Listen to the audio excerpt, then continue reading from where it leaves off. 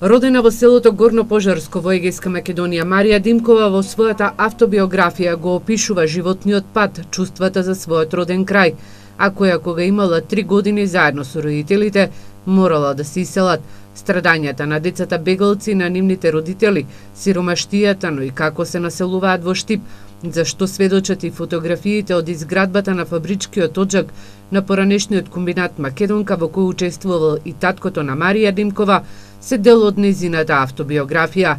Неколку пати во годината го посетува својот роден крај. Ми плачи душата, не ми се радува, ми плачи. Зошто толку убав крај да страдаме, да се мачиме по тугите земји толку години. 15 години се селевме. Од Пожарско кога сме иселени, да дојдеме во Битола, 6-та година. Тоа беа пеколни години, 15 години. Рецензентите на нејзината втора книга ја квалификуваат како романсирана автобиографија, која што покрај тоа што е исполнета со емоции, има и историски факти и фотографии кои сведочат дека во Егејска Македонија на почетокот на 20 век децата учеле на македонски јазик, а на надгробните плочи имињата се испишани со кириличното писмо.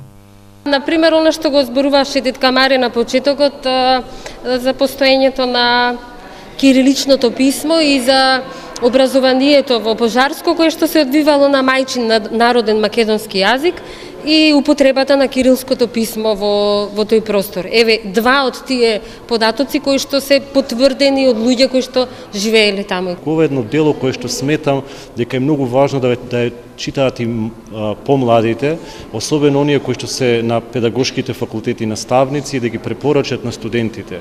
Во една прилика кога бев во Израел, имав прилика да видам што е тоа што образовниот систем во Израел го прави секој ден со денешните генерации, да ги потсети на сите состојби кои што се случувало со генерациите за време на Холокаустот.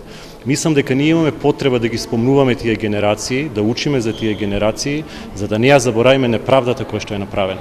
Македонците кои се протерани од егејскиот дел на Македонија се упорни за да ги добијат своите имоти од Грција. Над 5000 тужби веќе 10 години чекаат на одлуката на Меѓународниот суд за човекови права во Страсбур.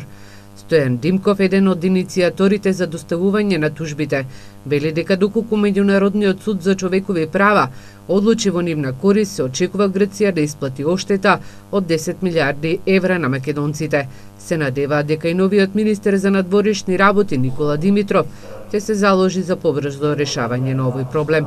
Се надевам дека со помош и на нашата влада, и на институции човекови права секаде да успееме за такво едно разрешување за нашите проблеми. Ние нема да остапеме од тоа што е наше, што ни земано со неправда од страна на Грција. Голем број на македонци кои морале да заминат од своите родни места, страдањата ги опишуваат во книги, кои остануваат како документи за да сведочат за неправдата која е направена од страна на Грција.